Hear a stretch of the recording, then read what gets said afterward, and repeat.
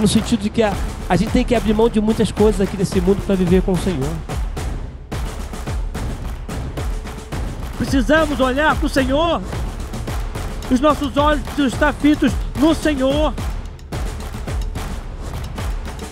Ao único, ao Rei eterno, a Ele a glória e o louvor para sempre. Jesus, Ele faz o impossível para mudar a sua história. Para nós, existe o impossível. Para Deus, não.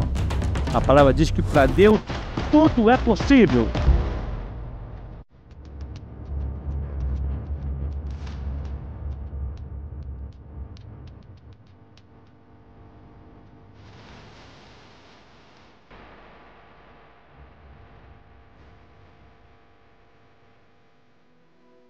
Amém. Glória a Deus. Gostaria de chamar aqui na frente um grande amigo, parceiro. Já vão fazer 10 anos. Pastor hoje, Francisco, vem aqui na frente. Homem de Deus. Há 10 anos atrás, Francisco, nos encontrávamos ali naquela fazenda, na primeira edição do Missão Radical, onde Deus ministrou muito o coração dele. Naquela época ainda não vocacionado da parte de Deus, mas não ainda revelado a ele, e vivendo tudo aquilo que Deus viveu, trouxe para a vida dele. Deus trouxe a vocação ao ministério, se preparou e hoje está aí pastoreando, exercendo o bom. É apaixonado por igreja, como o pastor Arthur disse. Nós não queríamos trazer ninguém aqui que não fosse, que não tivesse uma vida apaixonada por igreja. E caminhando esses 10 anos com esse homem aqui, a gente vê o quanto que ele é apaixonado em estar na igreja, estar. Que Deus possa te abençoar, seja a boca do Senhor para ministrar nossos corações, amém? Irmãos, estenda a mão aqui para frente, vamos abençoar. Ó Deus, nós queremos abençoar a vida do teu servo. Sabemos, ó Deus, da responsabilidade de ministrar a tua palavra. Ó Deus, prepara o seu coração dentro de tudo aquilo que o Senhor ministrou. Como igreja, ó Deus, nós queremos abençoar o teu servo, ó Deus. Abençoar a sua casa, abençoar os seus filhos, a sua esposa. Derrama a tua graça, ó Deus, sobre o seu ministério ali na Igreja Batista Memorial em Apolo 3. Que ele possa viver, ó Pai, algo extraordinário, ó Pai, da tua parte ali naquela igreja, ó Pai. Em nome de Jesus. Amém.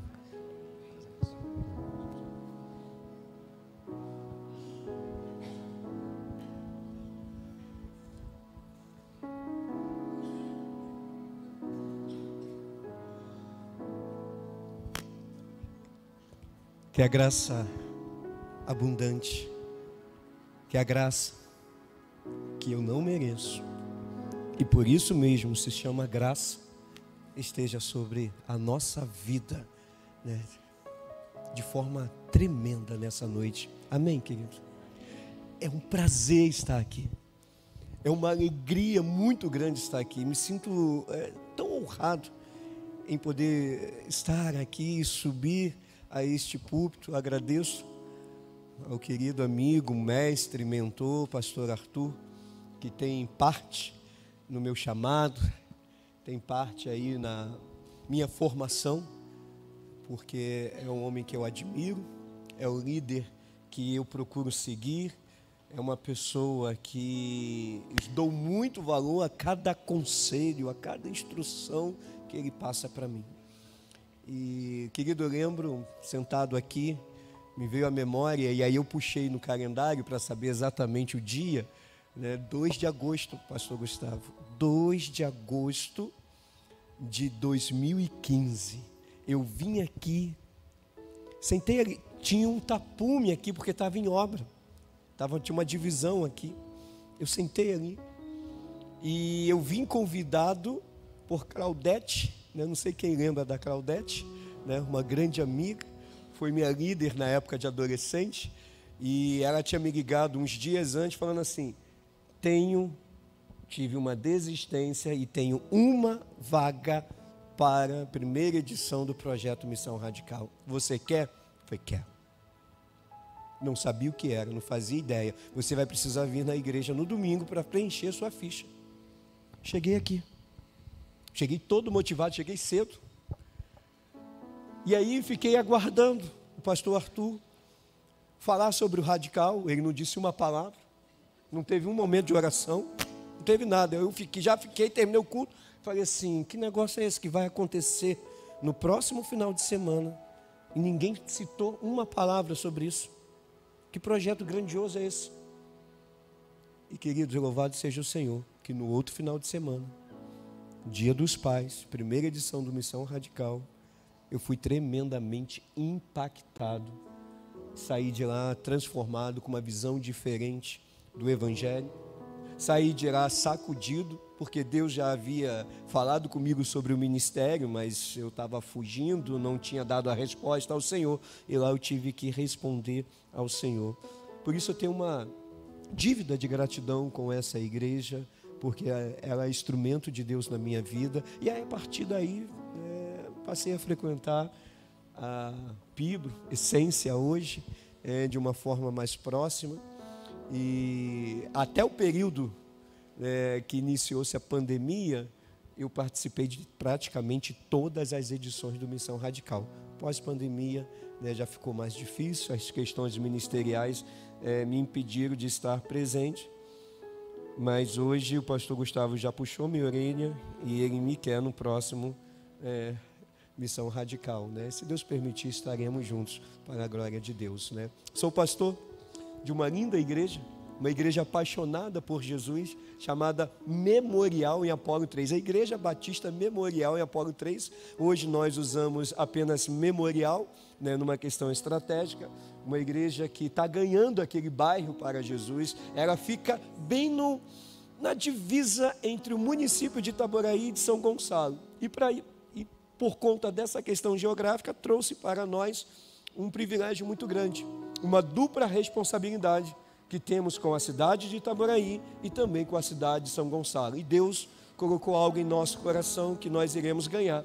A partir daquele bairro, essas duas cidades. Não será somente a nossa igreja, mas a união de todas essas igrejas pregando o Evangelho, apaixonados por Jesus, apaixonados pela noiva de Cristo, que é a igreja do Senhor Jesus Cristo. E Papai do Céu está sendo muito bondoso, misericordioso para essa igreja, a qual ali eu aceitei a Jesus, a igreja fui batizado, casei e tem uma história linda. E no dia em que a igreja me consagrou, no outro dia eu precisei sair, porque no outro dia eu já havia recebido um convite para pastorear uma outra igreja no bairro Jardim Catarina, o melhor bairro, né, de São Gonçalo, o bairro em que, se você quer emoções fortes, lá é o local. Lá é o local. A minha vida está muito monótona. Se muda para o Jardim Catarina.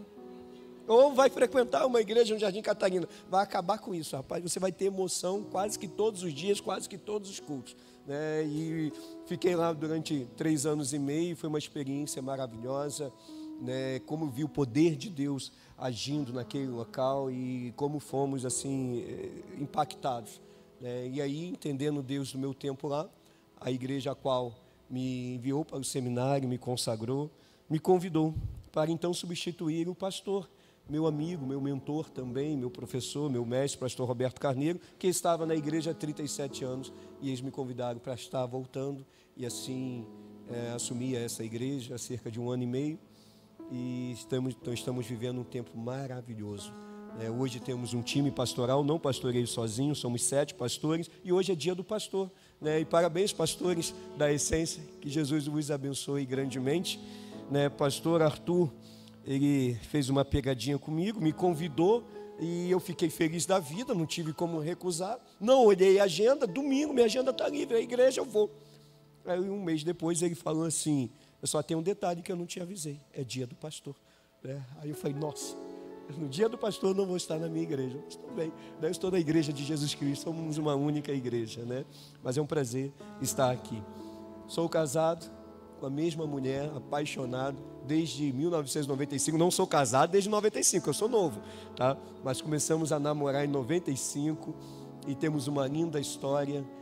Éramos adolescentes ainda e casamos, temos 2 filhos lindos, apaixonados por Jesus, né? O Eric de 21 anos, a Bia de 17 anos, e Papai do Céu está nos abençoando de forma maravilhosa.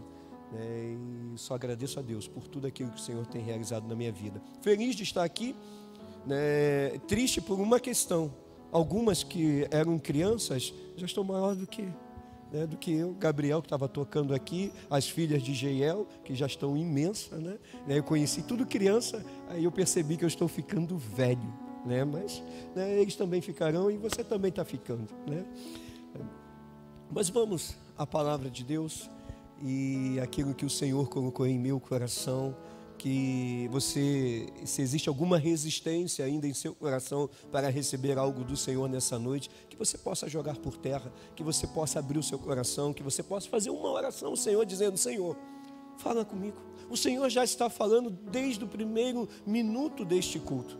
Mas se você ainda precisa de uma palavra do Senhor, peça ao Espírito Santo para trazer essa palavra nesse momento sobre a sua vida. Eu sempre digo que sermão é tudo aquilo que nós construímos aqui, com todas as técnicas que existem para a preparação de um sermão. Mas mensagem não, mensagem é diferente.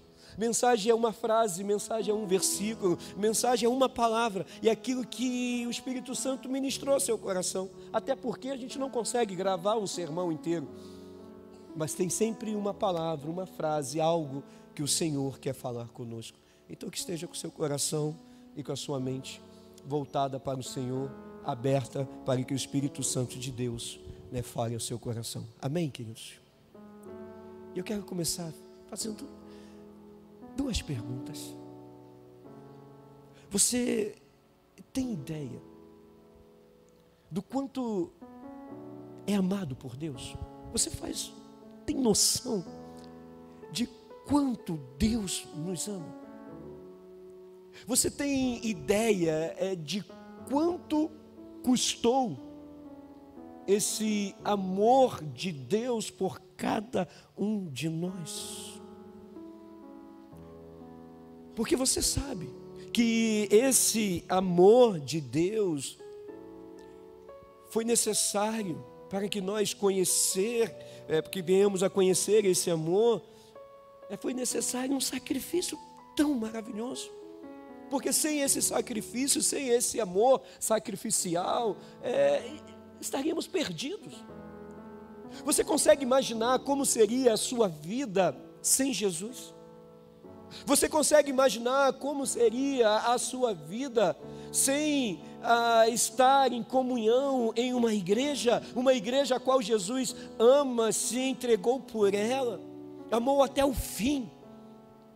Você consegue imaginar isso? Sabe, irmãos, é conferência de amor por aquilo que Cristo ama. E olha, nós vivemos um tempo em que mais do que nunca, nós amamos Jesus. E nós precisamos amar a igreja de Jesus. A igreja precisa ser amada. Sabe por quê, querido? Porque ela já é explorada por muitos. Ela já é negociada por muitas pessoas. Essa igreja, ela já é abandonada por muita gente, desrespeitada por muitos, traída, roubada, sim, e amada por poucos. Amado por poucos nessa sociedade que estamos inseridos. E quando nós olhamos, e não é o texto que nós iremos usar para a meditação, mas quando nós pensamos em João 3,16, e você sabe de cor, porque Deus amou o mundo de tal maneira que entregou o seu único Filho, para que todo aquele que nele crê tenha a vida eterna. Isso é demonstração de amor de Deus. E aí sempre fica aquela questão sobre a minha demonstração de amor por aquilo que Deus realizou na nossa vida e tem realizado na nossa vida. E aí pensando sobre esse amor, pensando sobre esse cuidado que devemos ter com a igreja de Jesus Cristo, porque não é nossa, pertencemos a esse corpo, o cabeça é o Senhor. Algo corrói a minha mente, algo, fica no meu coração, mexendo comigo. Porque as pessoas, elas deixam de frequentar esse ambiente. Porque as pessoas acabam sendo enfraquecidas na fé. Porque as pessoas começam a viver um tempo de rotina, quando deveria ser algo extraordinário, sobrenatural, algo ímpar na nossa vida, algo que não dava para viver uma rotina de domingo a domingo, mas algo que deveria ser esperado, aguardado, estar em comunhão com os meus irmãos, adorando a Deus. Porque muitos não se envolvem com a igreja. Porque muitos têm resistência de se envolver dentro da visão que a igreja tem estabelecida no local. Ou a visão dessa igreja, eu não sei, acho que aqui não tem isso, mas lá na Memorial nós temos muita resistência com relação a alguns irmãos de abraçarem a visão da igreja, abraçar a visão que o Senhor tem derramado sobre aquele lugar, e mesmo vendo resultados tão exponenciais, ainda se tornam resistentes, ainda têm dificuldades. E aí Deus ministrou algo em meu coração. Foram questionamentos que eu me fiz, e talvez você já se fez esse questionamento, ou talvez você esteja vivendo isso. Um tempo de mornidão, um tempo de frieza espiritual, um tempo de não envolvimento. Ou seu envolvimento só está no domingo à noite e você não quer participar das outras atividades da igreja, ou você só fica aguardando que venha chegar a próxima edição do Missão Radical para você ter um final de semana sobrenatural, quando você pode todo final de semana viver algo sobrenatural. E aí, nós iremos abordar três motivos. 3 motivos e 3 personagens.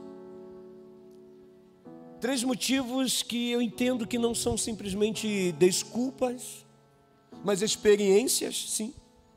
Experiência que vivenciamos e que muitas das vezes nos fazem desanimar, nos fazem esfriar, nos fazem abandonar o ministério a qual nós somos vocacionados. E eu não estou falando de ministério pastoral, o ministério que você deveria exercer, porque o Senhor te deu um dom, te deu um talento.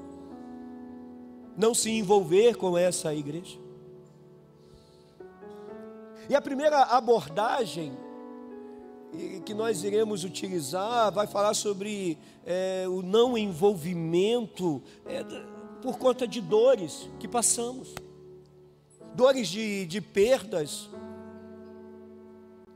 dores que muitas das vezes nós fomos machucados dentro dessa igreja. A segunda abordagem vai ser sobre a falta de fé que muitas das vezes está presente na nossa vida, mas acaba sendo uma negação, que a gente não consegue dizer: não, eu tenho fé em Jesus, eu tenho fé em Deus. Mas você vem à igreja e você não consegue expressar essa fé que você tem em Jesus, apesar de fazer parte de uma igreja. E a última será sobre propósito. Serão 3 personagens. E eu quero convidar você a acompanhar aqui na nossa projeção João, capítulo 20, a partir do verso de número 1.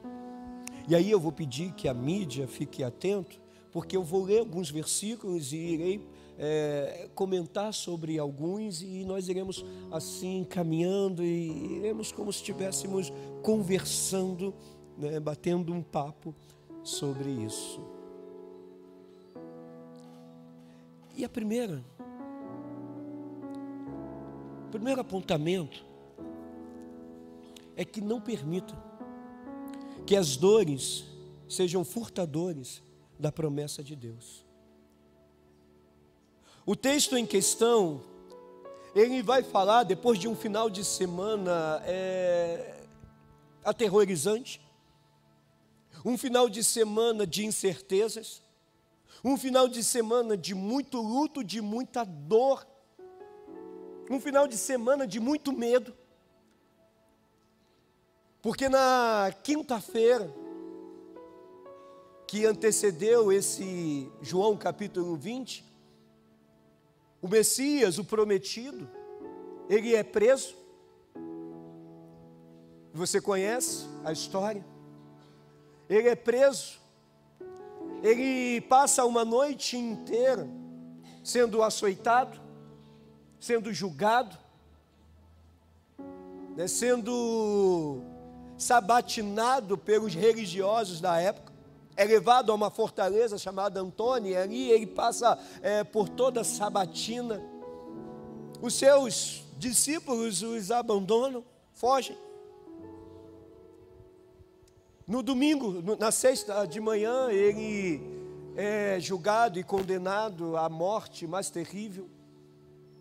Meio-dia, houve trevas sobre toda a terra. Às 3 horas da tarde da sexta-feira, ele entrega o Espírito, ou seja, ele se entrega à morte naquela cruz. Houve um grande terremoto. Ali Jesus, ele tira das mãos de Satanás aqueles que pensavam, e Satanás pensava que estava vencendo, mas ele não estava vencendo, porque a morte de Cristo não era a derrota, era a vitória, porque o inferno estava sendo saqueado naquele momento. O sábado vem de silêncio, e o domingo chega. O domingo chega de ressurreição, o domingo chega de glória. Mas o domingo, para alguns, naquela manhã, ainda era um domingo de incerteza. Porque a dor, a decepção, foi tão grande, que mesmo sendo testemunha de coisas incríveis, eles não conseguiram perceber algo tão poderoso que estava acontecendo. Diz assim o texto: no primeiro dia da semana, bem cedo, estando ainda escuro, Maria Madalena chegou ao sepulcro e viu que a pedra da entrada tinha sido removida. Então correu ao encontro de Simão Pedro e do outro discípulo, aquele a quem Jesus amava, e disse: tiraram o Senhor do sepulcro, e não sabemos onde o colocaram. Pedro e o outro discípulo saíram e foram para o sepulcro. Os dois corriam. Mas o outro discípulo foi mais rápido que Pedro e chegou primeiro ao sepulcro. Ele se curvou, olhou para dentro, viu as faixas de linho ali, mas não entrou. A seguir, Simão Pedro, que vinha atrás dele, chegou, entrou no sepulcro e viu as faixas de linho, bem como o lenço que estivera sobre a cabeça de Jesus. Ele estava dobrado, à parte, separado das faixas de linho. Só para você entender o contexto. Maria Madalena, ela chega no sepulcro. E ela vai ali chorar, vai lamentar. Ela não vai porque ela lembrou-se das promessas e das profecias de que Jesus iria ressuscitar, ou das próprias palavras de Jesus Cristo, dizendo que no terceiro dia, ele estaria novamente vivo. E aí ela vê aquela pedra removida, e ela corre e encontra Pedro e João, quando está falando do outro discípulo, é João falando de si mesmo. E aí eles saem correndo. É interessante que João vai dizer que ele correu mais do que Pedro, e não sei por que João escreveu isso, mas ele estava querendo dizer que ele tinha mais disposição, era mais novo e mais leve que Pedro, alguma coisa ele estava querendo passar. Mas ele corre. Ele chega primeiro, só que João, ele não entra, ele olha, ele chega na porta do sepulcro e dá aquela olhada. Pedro logo veio atrás, ele entra de uma vez, mas impossível. Ele pega e entra de uma vez ali dentro. E é interessante que o texto vai dizer que eles viram e creram. Eles veem aquilo dali tudo, o lenço, a organização. Jesus não estava ali, e o texto vai dizer que ao olhar toda aquela organização, o lenço dobrado à parte, até porque se roubassem o corpo de Jesus, ninguém ia se preocupar em dobrar, em arrumar a cama, vamos dizer assim. Eles viram e creram. Deixa eu fazer abrir um Um parênteses aqui, rapidinho. Tem nada a ver com a mensagem, não. Mas tem algo que chama atenção aqui. Quem está noivo? Levanta a mão. Quem está namorando? Levanta a mão. Aproveita que eu não estou conseguindo enxergar muito bem.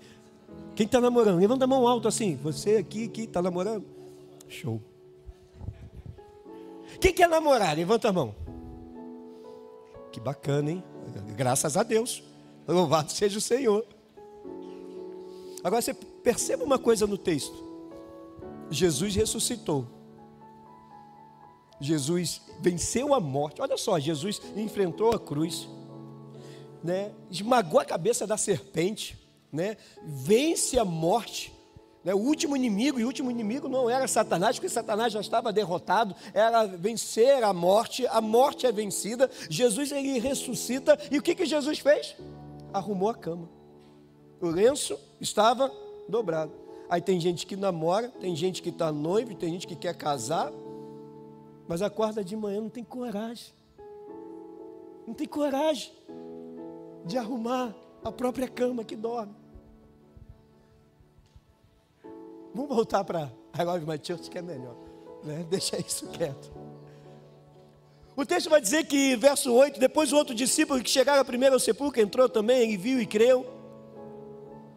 E aí, o verso 9, eles ainda não haviam compreendido que conforme a Escritura era necessário que Jesus ressuscitasse dos mortos. E o 10 vai dizer que eles voltaram para casa. Mas o 11 vai trazer o relato de que Maria, ela fica à entrada do sepulcro chorando, e enquanto chorava, curvava-se para olhar para dentro do sepulcro. E eu quero falar sobre Maria Madalena, exatamente essa que Jesus havia retirado diversos espíritos imundos da vida dela. O texto vai dizer que eles viram e creram. Maria Madalena, eles voltam para correr, eles voltam para contar para os outros discípulos, eles querem contar o que aconteceu, mas o texto vai dizer que Maria, ela ficou chorando ali na entrada do sepulcro, e enquanto chorava, ela olhava para dentro, sabe? Você está sentado, né, ali, sabe aquele momento de dor, de incerteza, de decepção, e você está chorando muito, e aí de vez em quando olha para trás, ela olhava. E é interessante que numa dessas olhadas, o verso 12 vai dizer que ela vê dois anjos vestidos de branco, um sentado onde estivera o corpo de Jesus, uma cabeceira, e o outro aos pés, e eles perguntaram: mulher, por que você está chorando? E a resposta dela foi: levaram embora o meu Senhor, e não sei onde puseram. Deixa eu dar para você entender. Sabe quando você está mais preocupado? Sabe quando você está mais focado com a sua dor do que com o que está acontecendo ao seu redor? Sabe quando você está mais focado com a sua perda, com as suas frustrações, com os seus sofrimentos? Querido, Deus pode mandar uma resposta diante dos seus olhos que você não conseguirá enxergar. Deus mandou dois anjos. Ela vê dois anjos e ela não consegue perceber a resposta de Deus para ela.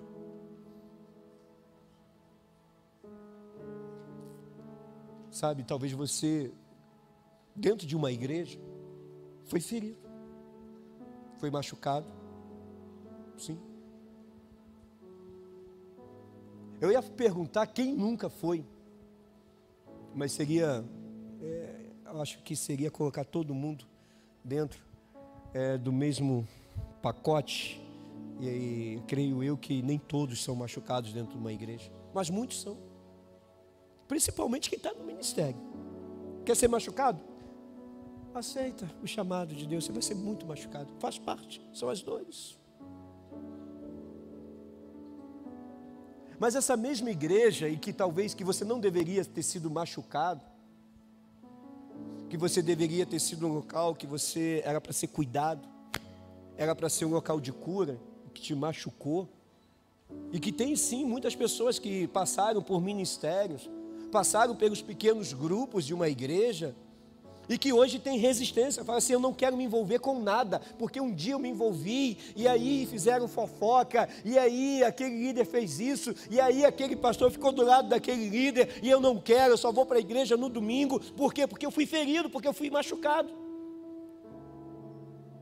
Mas, querido, em nome de Jesus, o mesmo local que você foi ferido é local de cura para muita gente. Eu creio nisso. É uma verdade que pessoas são machucadas dentro de igreja, é uma verdade lamentável. Isso é real, isso é um fato, mas é real também que esse lugar é um lugar de cura. Você precisa crer nisso. A grande questão é, eu vou ficar olhando, preso na minha dor, eu vou ficar preso no meu sofrimento, ou eu vou me libertar disso tudo e viver as coisas exponenciais, sobrenaturais que Deus tem para a minha vida no ministério, e que ministério é algo maravilhoso. Você poder servir na igreja, você poder contribuir para o crescimento dessa igreja que Jesus ama e que nós amamos também. Então, em nome de Jesus, essa noite é a noite para convidar você a parar de olhar para a sua dor. É uma noite para você entender que não coloque obstáculos onde não existe. Pare de olhar para as dificuldades. Ou até mesmo pare de olhar para as suas limitações. Dá um basta naquela frase, tira isso da sua boca. Ah, eu não posso, eu não consigo. Ah, não, eu sou assim, eu sou assado. Chega disso. Dá um basta, para com isso. Chega de desculpas. Desculpas essa que é numa tentativa, muitas das vezes, de justificar o seu esfriamento, de justificar o seu comodismo, de justificar o seu não envolvimento nas coisas do Senhor. Então, em nome de Jesus, para de olhar a igreja pela ótica da sua dor, pela ótica do seu sofrimento. Para de olhar a vida, a sua família, e aí é algo pessoal, pela ótica da sua perda. Talvez você esteja vivendo um tempo de luto muito difícil. Talvez você esteja vivendo um tempo de separação no seu casamento muito complicado. Não enxerga a sua vida pela ótica da dor, pela ótica do sofrimento, não. Porque pela ótica da dor não tem esperança. Pela ótica da dor não vai ter restauração. Pela ótica da dor, você vai ser colocado dentro de uma prisão. E é isso que Satanás quer. E é isso que o nosso inimigo das nossas almas, ele quer. Pastor, então o que eu faço? Coloque seus olhos em Cristo. Coloque os seus olhos em Cristo. É a ordem dele.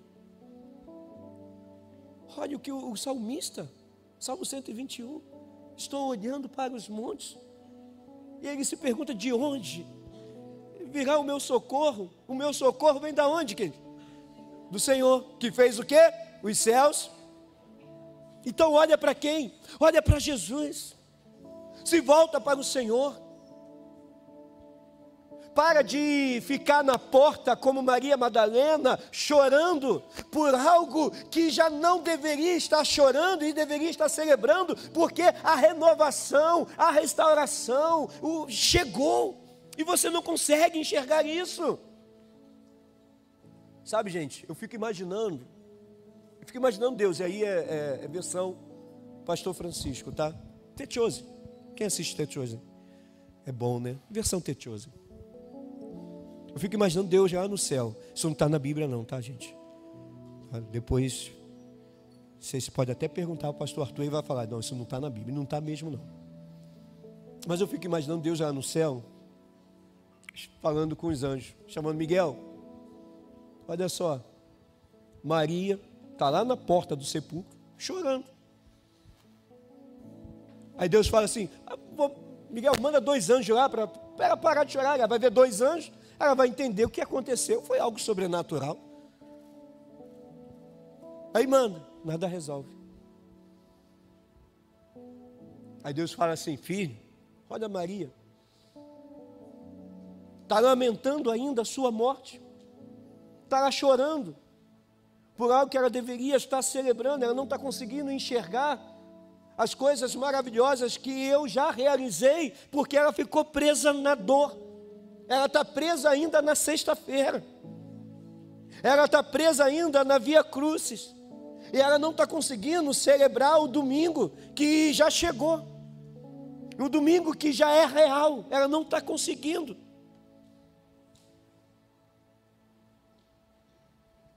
Preste atenção.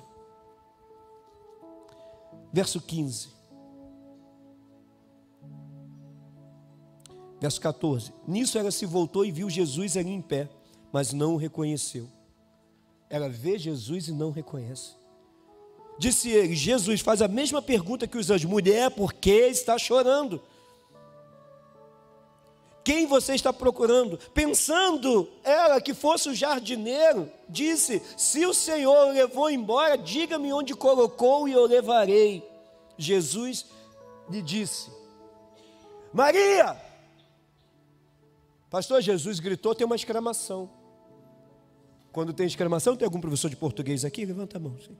Quando tem exclamação, a gente entende que não é assim, Maria. Maria, não. É Maria, dá ênfase.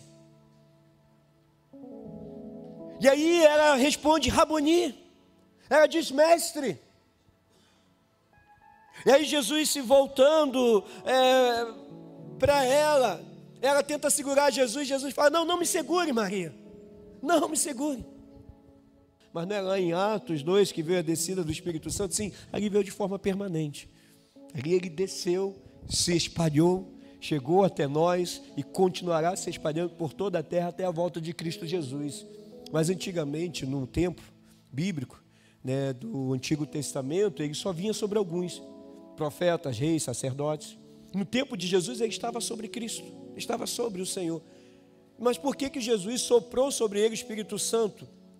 Porque a palavra de Deus também nos ensina que o verdadeiro amor lança fora todo medo. E o que eles estavam com portas trancadas?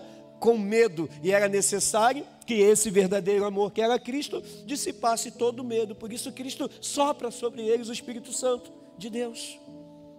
Só que aí o verso 24 vai dizer, Tomé, chamado Dídimo, um dos 12, não estava com os discípulos quando Jesus apareceu. Ele não estava lá. Foi fazer alguma outra coisa que o texto não diz. E aí quando ele chega, os outros discípulos vão para ele e falam, olha Tomé, nós vimos o Senhor. Ele ressuscitou. Ele está vivo. Ele venceu a morte. Mas Tomé não acreditou, você conhece. E aí ele fala assim, se eu não vir as marcas dos pregos nas suas mãos, não colocar o meu dedo onde estavam os pregos, não puser a minha mão no seu lado, não crerei. Jesus é sensacional, você crê nisso? Você concorda com isso? Olha o 26.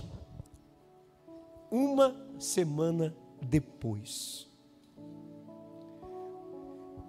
Tomé não estava junto, ele não acreditou. Jesus deixou Tomé uma semana com dúvida, esperando. Aí eu fico imaginando Tomé com os outros, uma semana, todo mundo dizendo, Jesus ressuscitou, e ele, não acredito, e eu fico imaginando a agonia de Tomé. Uma semana, Jesus deixa ele uma semana aguardando. Somente uma semana depois, Jesus aparece. O texto vai dizer, os seus discípulos estavam outra vez ali, aí dessa vez, Tomé estava com ele. Apesar de novamente estarem com a porta trancada, e Jesus entrou, pôs-se no meio deles e disse, Pai, seja com vocês. E aí Jesus fala a Tomé, coloque o seu dedo aqui, veja as minhas mãos, estenda a mão e coloque-a no meu lado. Sabe o que Jesus estava dizendo? Em outras palavras, pare de duvidar e creia. Pare de duvidar e creia. Esse é o resumo dessa palavra de Jesus. Irmãos, quando eu vi esse texto, eu sempre aprendi e sempre já preguei falando sobre isso, de que como se Jesus estivesse dando uma cajadada de Tomé. Jesus agora pegou o cajado, né? Pode falar aqui aquilo que a gente faz no radical? Não, né? Não, então não deixa. Não, ele deu uma cajadada bonita, você sabe, quem é radical sabe. Deu uma cajadada bonita em Tomé. Eu falei, nossa, Jesus aqui agora, né, deu aquela cajadada. Eu pensava assim. Eu pensava que Jesus estava dizendo assim, olha, Tomé, eu fiz muitos milagres na tua presença. E você não acreditou. Você viu morto ressuscitando. Você viu mudo que falou. Você viu cego que enxergou. Você viu coxo que andou. Você viu um que estava morto e 4 dias depois ressuscitou. Já fedia. E agora você não acredita que eu ressuscitei. É mais ou menos assim, eu pensava assim, quando eu olhava para esse texto. Mas até que o Espírito Santo de Deus falou algo diferente ao meu coração. O Espírito Santo ministrou algo diferente. E a melhor versão hoje que eu tenho desse encontro, que eu tiro como lição para a minha vida, era como se Jesus estivesse falando assim para Tomé. Ei, Tomé, eu não errei quando eu te chamei.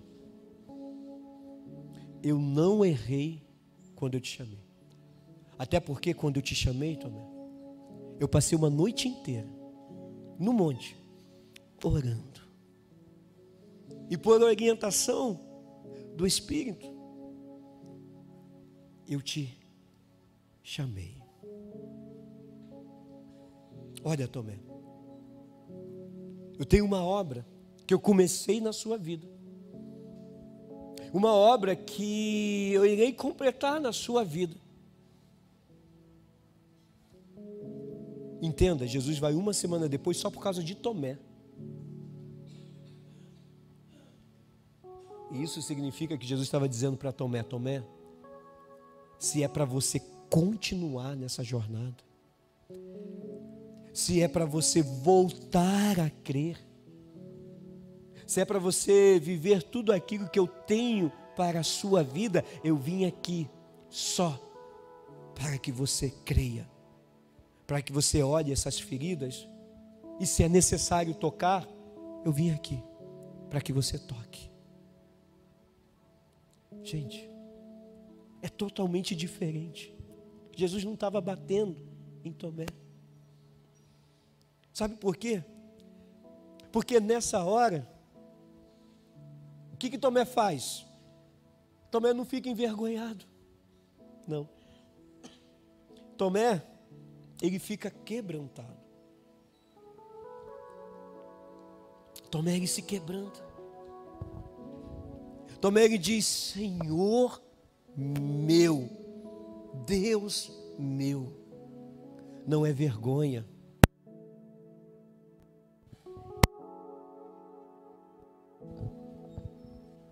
Som voltou. Não é vergonha, é quebrantamento. Aí Jesus vira para Tomé e fala assim, Tomé, vai ter uma turma lá na frente. Vai ter uma turma lá na frente, uma igreja linda, chamada Essência, em que eles não precisarão, mas eles irão crer, e eles serão bem-aventurados, contextualizando o texto. Até porque, querido, tem muito crente, tem muita gente vivendo sua vida como se fosse Tomé. Diante das crises, diante das dificuldades, diante das coisas que vão surgindo na sua vida, acabam perdendo a esperança, perdem a fé, começam a duvidar, quando na verdade teria que ser o contrário, se tornar mais forte, se apegar mais com Deus, ter mais disposição para servir ao Senhor, renovar a esperança e crer que apesar das dores, apesar das dificuldades, apesar desse tempo difícil, as coisas irão se ajustar. Só que tem gente tomando a direção contrária. a palavra de Jesus para Tomé, e ele chega lá e apresenta as mãos para Tomé, é Jesus dizendo: olha, eu não errei quando eu te chamei. Quando o Senhor te chamou, querido, quando o Senhor te convocou, Ele não errou, Ele te chamou porque Ele tem uma obra linda na sua vida. Então não fique parado, não duvide, acredite naquilo que Deus tem para realizar na sua vida. Permita Jesus completar a obra maravilhosa na sua vida. Ele já te salvou, Ele é o seu Senhor. Mas entenda, seja servo dele, seja servo dele, não se contente apenas em ser salvo, mas viva o privilégio de servir a Jesus, de servir a igreja de Jesus. Então não pare, não desista, meu. Não pare por causa da dor, não desista por conta da falta de fé, das dúvidas que possam ser geradas em seu coração. Chama por Cristo, Ele vem, querido.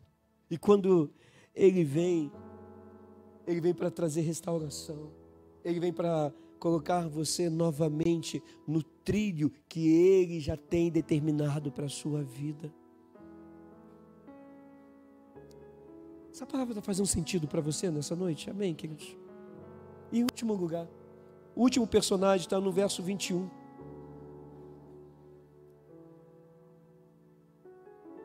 Não fuja.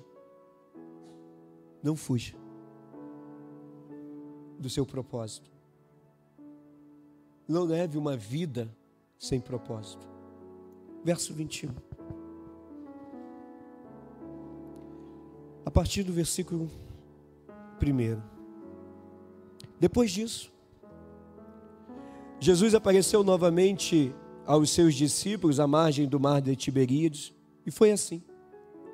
Estavam juntos Simão Pedro, Tomé, o que duvidou, chamado Dídimo, Natanael de Caná da Galileia, os filhos de Zebedeu e outros 2 discípulos. Verso 3, vou pescar, disse-lhe Simão Pedro, e eles disseram: nós vamos com você. E eles foram e entraram no barco, mas naquela noite não pegaram nada. Até aqui.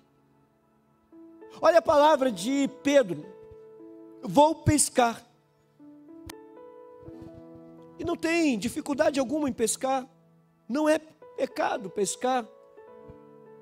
Aqui mesmo nessa igreja tem um grupo de pescadores bem bacana, e eu já vim comer a peixada missionária que essa igreja faz. Geralmente é no segundo semestre, não sei se já fizeram. No segundo semestre vai ter novamente?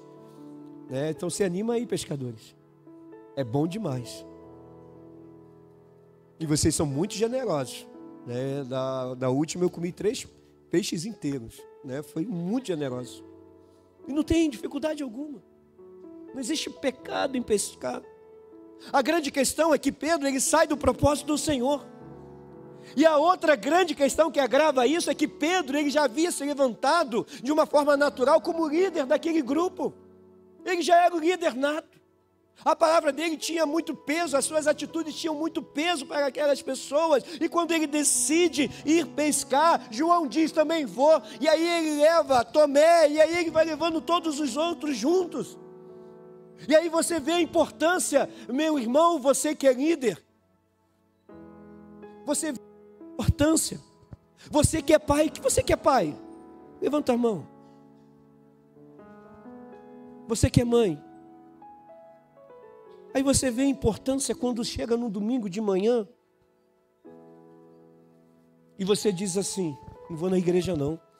EBD? Ih, tem EBD aqui? Tem, né? Graças a Deus, né? Não vou na EBD não. Por que não vai na EBD? Aí imagina que eu tenho que ver Fórmula 1. Você vai ver Fórmula 1? Ayrton Senna já morreu, filho. Você nem conhece, muitos aqui nem conheceram. Na época do Ayrton Senna ainda era bacana. Não vou na igreja não, porque tem aqui... Não vou na igreja não, porque eu tenho que ir no mercado e eu não consegui me organizar para ir em momento algum, então eu vou no mercado. Não vou na igreja não, porque eu tenho aquele futebol com os amigos. E aí eu não vou na igreja não, porque eu tenho que fazer isso, eu tenho que fazer aquilo. E aquilo começa a se tornar rotina. A grande questão é que você não percebeu que o seu filho, que os seus sobrinhos, que os seus netos estão olhando para você, porque você é o líder dessa casa. E quando você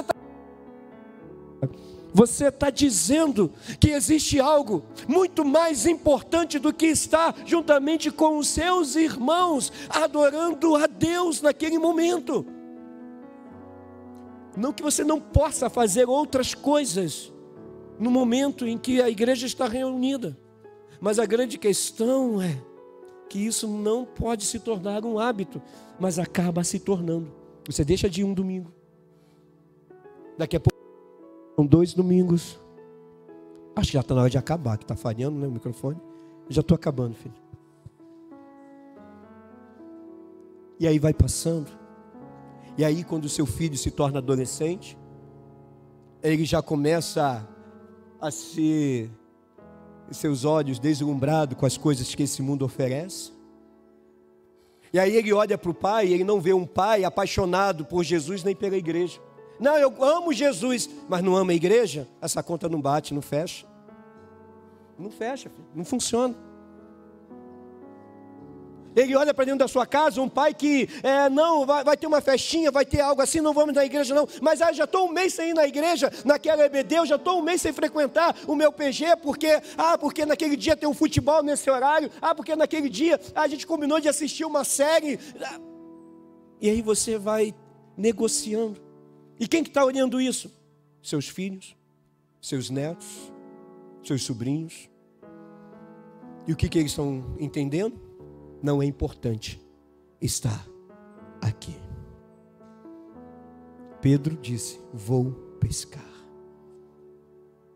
Não tem pecado em pescar, não tem pecado em estar em casa sobre isso. A grande questão é que o seu coração, ele não está mais queimando por Jesus. E aí qualquer outra coisa que você puder fazer nesse horário para justificar não estar aqui, você vai fazer. Aqui não acontece isso não, mas lá na Memorial tem. Tem alguns que até que ficam esperando um convite, só para poder dizer, não fui por causa disso. Ficam aguardando. Pastor, você está sendo duro demais com Pedro. Estou não, filho. Eles foram atrás de comida. Foram não, Jesus deu uma ordem, fica em Jerusalém. Não estou sendo duro não, Jesus falou para ele naquela mesma praia. A grande questão é que Pedro, ele volta para a mesma praia, que um dia Jesus apareceu para ele e falou assim: a partir de hoje você não vai mais pescar esses peixes aí, você vai pescar homens. A partir de hoje eu estou mudando o seu propósito. A partir de hoje você vai viver debaixo da minha direção, num propósito totalmente diferente. E aí, num momento de incertezas, no momento talvez de decepção, no momento que a gente não consegue entender bem o que Pedro estava vivendo, o sentimento que estava sobre ele, até porque você sabe, ele negou a Cristo, aconteceu aquilo que Cristo falou que iria acontecer, e naquele momento ele decide voltar para o lugar da onde Jesus o tirou. E talvez você continue frequentando o lugar da onde Jesus te tirou um dia e você voltou a frequentar. Pastor, eu estou na igreja, eu não estou no bar. Mas quando você chega em casa, você senta diante de uma tela e fica assistindo pornografia. Durante a sua semana, você frequenta lugares que não deveriam. O seu coração começa a ser aquecido, não pelas coisas do Senhor, mas pelas coisas desse mundo. Você está entendendo o que aconteceu? E aí, só para adiantar aqui, vamos lá para o verso de número 7, perdão. O discípulo a quem Jesus amava disse a Pedro: é o Senhor. Simão Pedro, ouvindo-o dizer isso, vestiu a capa, pois havia tirado, e lançou-se no mar. Os outros discípulos vieram no barco arrastando a rede cheia. Por quê? Porque Jesus deu a mesma ordem: lança a rede. E sob debaixo daquela ordem, eles pegaram ali 153 grandes peixes maravilhosos. Quando desembarcam na praia, tinha uma fogueira já pronta. Ali, pães assados, peixes assados, ali um momento tão maravilhoso, um momento de mesa na praia, vamos dizer assim, né, com Jesus Cristo. O verso 11 vai dizer que Simão Pedro, ele fica trabalhando arrastando ali a rede. Aí 12, Jesus chama eles para comer. Vem comer. Eles sentam, eles comem. Ninguém tinha coragem de perguntar que se era Jesus, porque na verdade eles sabiam que era o Senhor. E aí é interessante que aí chega um momento crucial, e você conhece. Jesus chama Pedro para uma conversa. Jesus chama Pedro, por quê? Porque o Pedro era o líder daquele grupo. Jesus chama ele. Pedro, contextualizando, né? Vamos conversar? A gente precisa bater um papo, Pedro. Pedro, eu fico imaginando Pedro meio tímido, meio já com o pé atrás. Vamos sim. E aí a conversa vai, a conversa vem. Eu fico imaginando que, não numa pergunta direta, não estou dizendo que a Bíblia está errada, mas eu fico tentando entender esses, igual o The Chosen, coloca algumas frases ali para entender o contexto. Eu fico imaginando isso, Jesus e Pedro conversando. Jesus perguntando, Pedro, e Jerusalém, eu ressuscitei. Está uma loucura, aquilo está uma loucura, né? O Império Romano, né? Os sacerdotes lá, eles devem estar. Aí Jesus vira assim, Pedro, você me ama? Pedro, sim, Senhor. Então apacenta os meus cordeirinhos. E aí a conversa continua e aí Jesus, Pedro, 153 grandes peixes, parece que você não esperava, né? Churrasco de peixe, coisa maravilhosa, né, Pedro? Pedro, você me ama? Sim, Senhor. Até que chega a terceira vez e Jesus pergunta mais uma vez, Pedro, tu me amas? E aí Pedro dá uma resposta diferente. Ele diz que ama, mas ele fala, tu sabes. Ele está dizendo para Jesus, Jesus, o Senhor sabe de tudo e sabe que eu te amo. Sabe, eu fico imaginando, e aí eu quero convidar o Ministério de Louvor, e aí eu termino com essa contextualização aqui que está na minha mente e no meu coração. Eu fico imaginando Pedro, em outras palavras, dizendo assim, Senhor, agora eu entendi tudo. Eu te neguei 3 vezes, sim. Agora o Senhor aparece aqui para falar comigo, perguntar 3 vezes se eu te amo, né? Quando Pedro está dizendo, tu sabes, Pedro está mais ou menos contando a história dele. Pedro está dizendo mais ou menos assim, Senhor, o Senhor sabe. Quando o Senhor apareceu há cerca de 3 anos atrás, naquela praia, e que o Senhor fez aquele grande milagre, me chamando, me convocando. Eu senti algo poderoso demais dentro de mim e eu decidi te seguir. Eu entreguei minha vida ao Senhor, eu me lancei aos seus pés. Eu tinha uma empresa de pesca, eu larguei tudo para seguir ao Senhor, porque isso foi forte demais. E aí comecei a caminhar com o Senhor.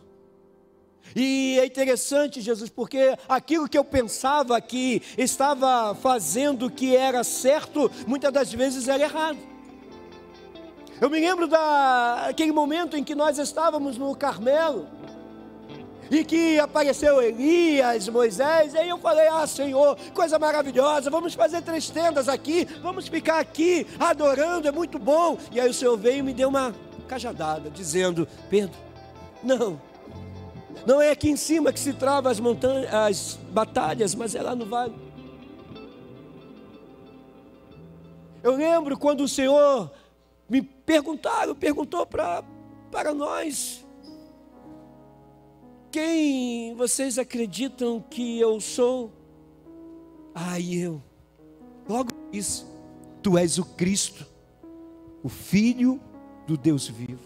O Senhor me elogiou, o Senhor falou que aquela revelação não era de homem, mas era do Espírito, era do meu Pai, de Deus para a minha vida.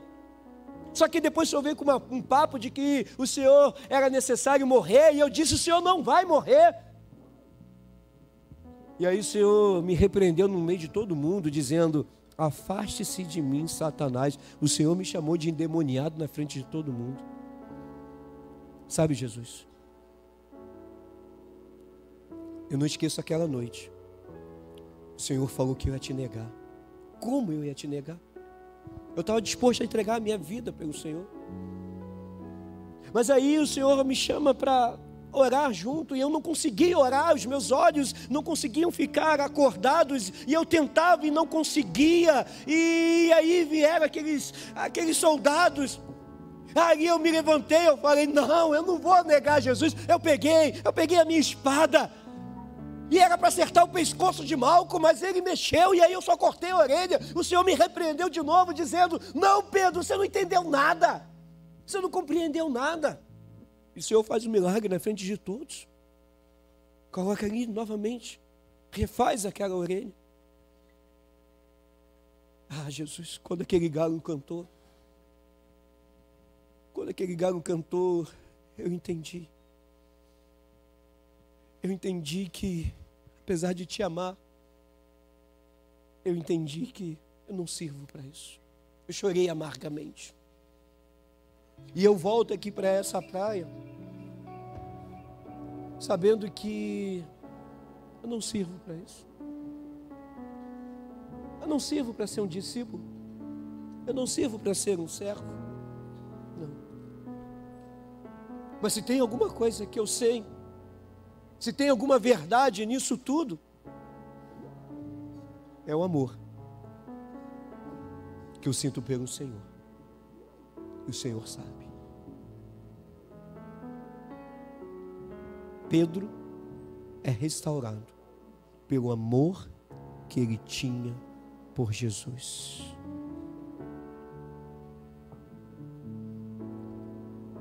Queridos, entenda algo. Deus não está procurando homens e mulheres perfeitos. Não.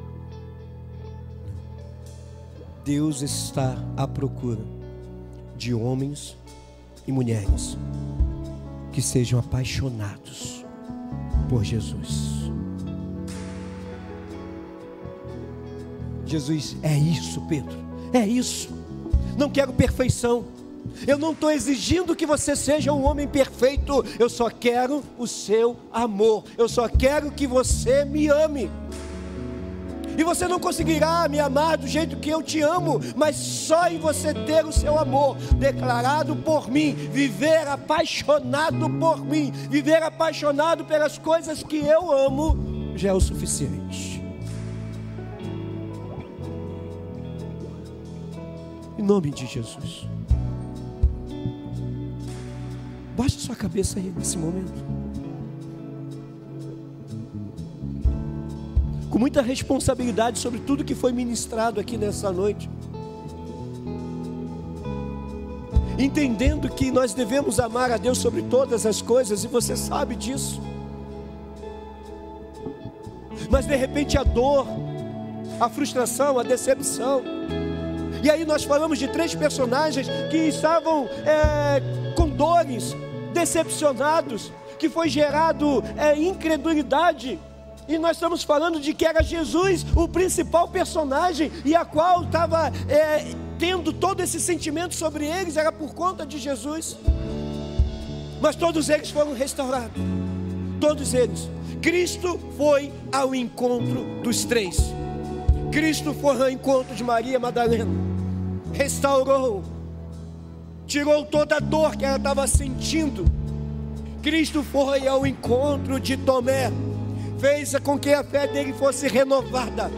Cristo foi ao encontro de Pedro, fez com que o amor, a chama fosse restaurada dentro do coração daquele homem. Cristo veio ao seu encontro nesta noite. Ele está presente aqui. Sabe o que Ele quer de você? Apenas uma resposta. Maria Madalena, Mestre. Tomé, meu Senhor. Pedro, eu te amo. Eu quero fazer um convite para você. Você que se afastou. Sim, você que está longe dos caminhos do Senhor. Você que já tem frequentado uma igreja, mas ainda não tomou a decisão. E que está aqui nessa noite. E que está entendendo que é necessário se entregar a Jesus, porque Ele nos amou primeiro. E eu quero convidar você que quer voltar para os caminhos do Senhor. Eu quero convidar você que quer entregar sua vida para Jesus nesse momento. Aonde você está, a igreja está orando por você. Onde você estiver, que você levantasse a sua mão bem alto, para que pudéssemos orar pela sua vida. Onde você está, não tenha vergonha. Nós já fizemos isso um dia. Não tenha vergonha. Há alguém entre nós que quer voltar para os caminhos do Senhor?